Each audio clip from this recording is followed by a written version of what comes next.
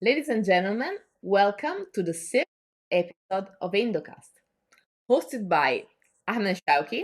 Hi, Ahmed. Hi, Francesca. How are you? Fine. Today we complete with Mohamad Zaafrany options for separated instruments. Last time we brainstormed, and as Francesca said in the last episode, it was more than just a brainstorm. How about trying to remove the file? So, Mohammed, I'm gonna start with the same question as the previous episode.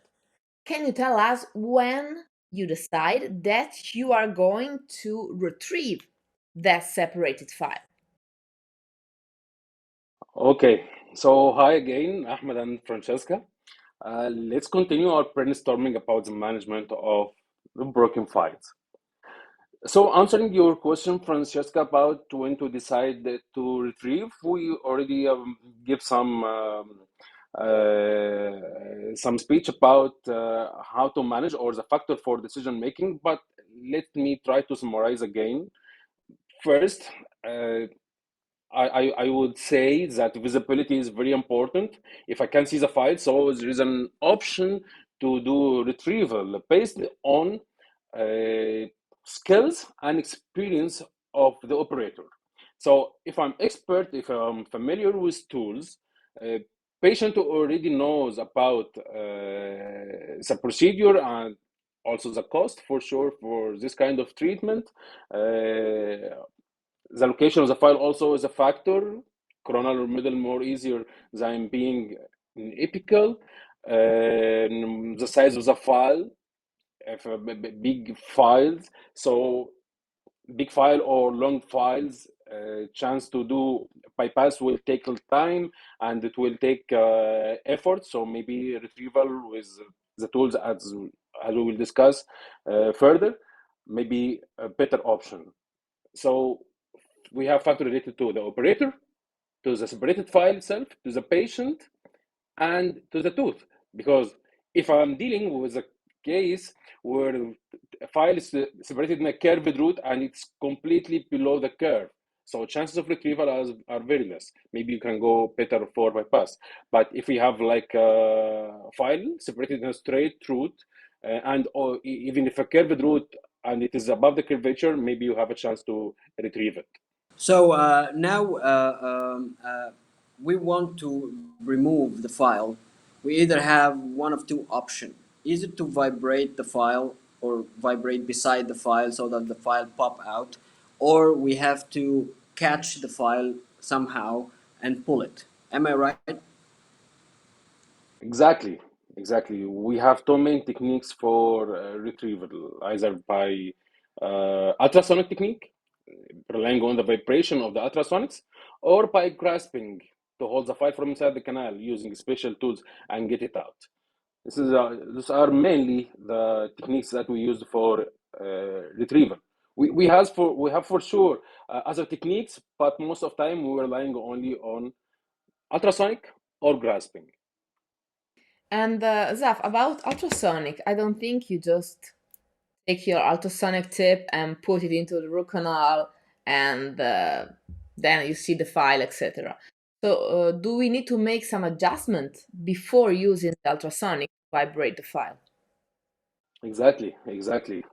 Uh, First, before trying to retrieve, we need to make sure if the file is visible or not. So we can't decide unless we do brief layering. We need to enlarge the canal cronal to the file to make sure that the file is visible. And brief layering also is very important because all of our instruments are like straight and like stiff. So possibility of doing is a simple pre-curve. It is not always there. Yes, we can do pre-curve to ultrasonic tips, but most of time we don't do that. We need to use it in a straight way. So pre-flaring is very important before trying to retrieve to make sure that the file is visible. Also, we have another step before going to retrieve the file, but I think it is optional. we can't rely on this step in every case, on each case, which is a staging platform. Preparing a staging platform over separated file using modified gates. It's like using a Getz griddle, normal Getz griddle, but we modifying the tip to make it flat, not pointed. So, and this is, as I told you, it's an optional step. Sometimes I love to do it also with ultrasonic. It's like making the file more visible, more accessible. We can use it also with ultrasonic. All right, that was clear, of course. Let me get that straight. Uh, so, if we didn't do that adjustment, the pre-flaring, as you mentioned, or sometimes the staging platform to get the file visible, that can lead to other error. If we didn't do that pre-flaring, for example, some errors can happen. Exactly. And I would like to thank you for your question because I want to highlight a very important thing. Many clinicians that already knows that ultrasonics could be used to retrieve the file. By vibrating the separated file, it will come out. Usually, they use it without even magnification, without getting the ability to see the file or trying to make it visible. They just introduce their ultrasonic tip, trying to vibrate, and most of time, and I think you'll agree with me that most of time they are doing a lateral root perforation beside the separated file. On the outer wall, simply the tip of the ultrasonic will go outside, making a false path. And here, actually, that worsens the situation because with perforation, we have like artificial communication with the root, with the supporting structure. However, if we manage to retrieve the file or bypass the file without this error, you have a good prognosis. But after perforation, prognosis for sure go down. So I won't recommend anyone to do this procedure unless he has the right tools, he knows the right technique, and he already tried this procedure outside patient mouse, maybe in a course or maybe in artificial tooth outside. He can experience the procedure so he can transfer his knowledge and skills into patient mouse. This is very important. So the preparation phase for retrieval is very important, and I would consider this comes first before anything after starting dealing with a broken file. So the thing is that if you could choose to work in a tooth with a difficult file to remove or a file to remove and a perforation, you will pick the difficult file because the prognosis is different. Do I get it right? Exactly. So if I you mean if I have a perforation and a separated file, actually for me the procedure would be easy to retrieve now because already I have a large space over the file. But still, I don't prefer this. At the end, we're treating the patient. At the end, we need the tools inside patient mouse for longer time. So doing this kind of distraction, being not conservative, is not welcomed for sure. After that, also after taking the file out, you need to deal with the perforation. You need to seal it. So it's another cost. It's more time. So it's not welcomed anymore. I totally agree, and I believe also the same concept of the inner wall applies also in retrieval as in bypass that you mentioned in the last episode. So, but we have different tool now than the files. The files are easy to pre-curve on the inner wall, but we have the ultrasonic tips. So, can we do something for the ultrasonic tips to make them more adaptable to be pre-curved and introduced in the right place? Exactly, Ahmad. Exactly. Ultrasonics, as you told, we need to introduce our tip into the inner wall because most of the time, if we go to the outer wall, there's a possibility of perforation, and also the head of the file will block the space that you already did with the ultrasonic tip. So it's of no value.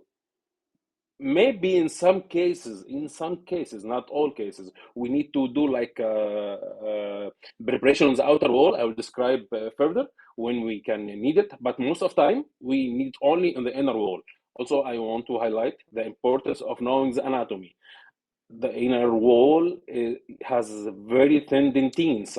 Then you need to take care while going and preparing space in that side. You need to use a very, very thin tip, very fine. And this will allow you also or give you the possibility to pre-bend the ultrasonic tip. If it's thin, you have a possibility to pre-bend it if needed. If needed, you can, yes, pre-bend the tip to direct it toward the inner wall. So I agree with you.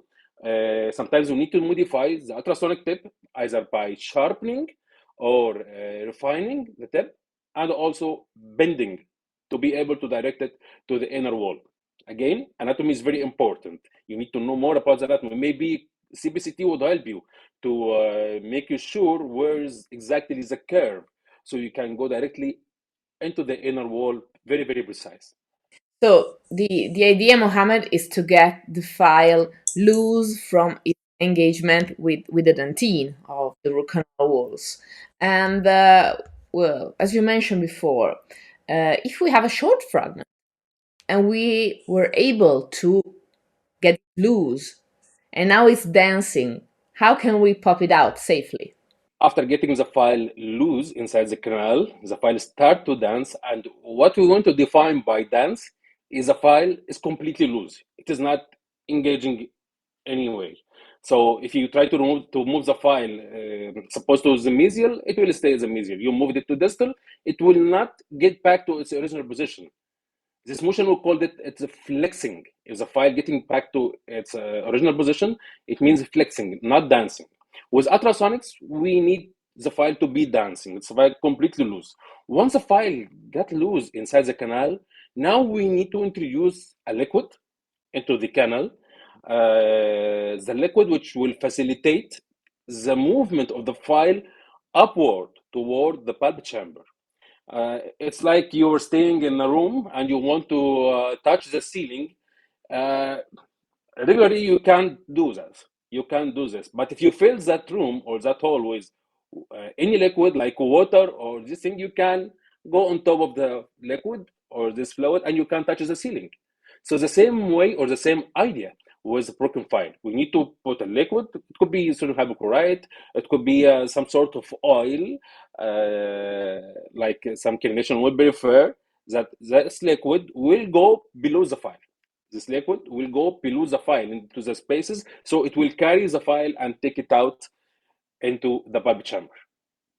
Oh, that's really nice. So now we have a liquid that is permeable, can permeate beside the file, under the file, and with cavitation you can pop it out. That's really interesting, and I love that moment in the clinic. So I know this might be funny for you and for all the audience, but I think there are situations in which you have to remove the same file from more than one canal. Is that true? The same file, or you mean more files from more canals?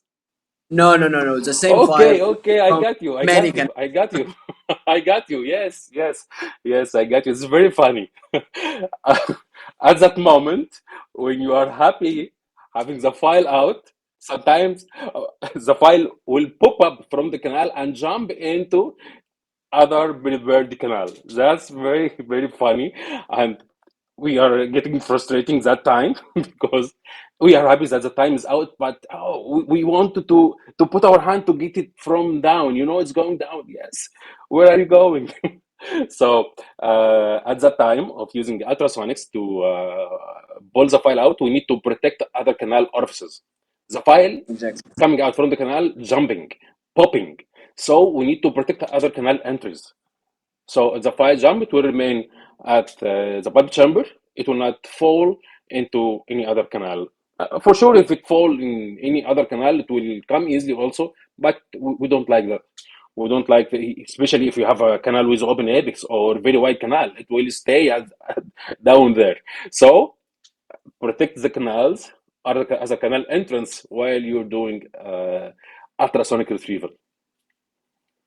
And I think that we all laughed because it happened to all of us. Yeah. Yes, yes, Yeah. yes. Some might happen. Yes, yes, And you want to hold it. Oh, oh, oh, come, come. No, not here, not yes, here. Yes, yes. Anyway, It happened. It happened. ultrasonics are very nice as tools, but they can also be a double-edged weapon. What do you think? Yes. Do you agree? Yeah, I agree. I agree. Uh, generally, I wouldn't recommend anyone to use ultrasonic inside the canal without magnification. Any kind of ultrasonics. Ultrasonics is very dangerous without magnification. So you need to know where exactly you're cutting, where exactly you're using the tip, where is the tip is located inside the canal. So without visibility, I won't recommend anyone to use ultrasonic inside the canal. As you said, it's a double-edged weapon. It could make the procedures more difficult in treating the case, and it can make it also very easy. So we need to take care while using ultrasonic inside the canal.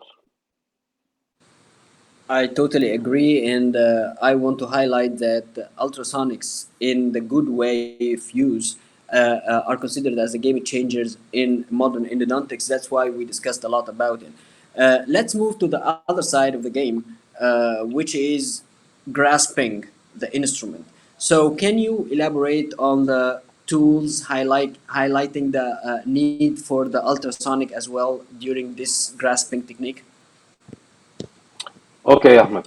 So the other technique is grasping. It's like using a special tool to grasp the file from inside the canal and pulling it out. But let me tell you something. We know that the ultrasonic will have a role also here. So in retrieval, we have like a preparation phase and retrieval phase. In preparation phase, most of techniques we use ultrasonics for the preparation phase. Then followed either by we'll continue by ultrasonic to remove the file or getting another tool to grasp the file from inside the canal. So in both ways, on each way, we are using ultrasonic for the preparation phases. Uh, Going to the second technique, which is grasping. Okay, in grasping also we rely on two main techniques, either by using microtube or with a wire loop. The microtube simply we can use like a terrifying bear. Micro terrifying bear is a bear like which is hollow from inside, going above separated file, preparing circumferential 306 degrees space around the file. After that, we get a tube, which is the same size of the trifine bear. The tube has already a pen or a very small fine needle which tightens the space around separated file. This way, we grasp the file, we can pull it. The other technique is using the wire loop. Simply, it's like we can say it's like a cowboy. We know it's cowboy. He has like a rope with The a lasso. Yeah, the lasso. yes, his lasso. Exactly. He throw it on his like on a cow or anything. Try to and then tighten the loop around the neck. So this way, it got grasped. It got grasped. The same way we're doing the file. The file we're creating space around the file, inserting the lasso or this wire. The wire will engage the loop. We tighten the wire around the file, then we can pull it out. For sure, it is not that simple as I'm describing. It needs lots of training. It needs getting familiar with this kind of tools. I know exactly the techniques for applying certain techniques. So I guess we also had a great overview on retrieval and all of the ways in which can retrieve instruments. So really, thank you, Mohammed, for sharing your knowledge with us because it was amazing from my point of view. So I want to thank you. Thank you, Francesca. Thank you, Ahmed. So it was good to have you with us, and I guess we completed the topic, right? Yeah, so to see you again Yes, in yes, your course on separated files managing, I think. yeah. Yeah. We love it. So thank you very much. Thank you guys for watching and stay tuned for the next episode of Endocast. Ciao.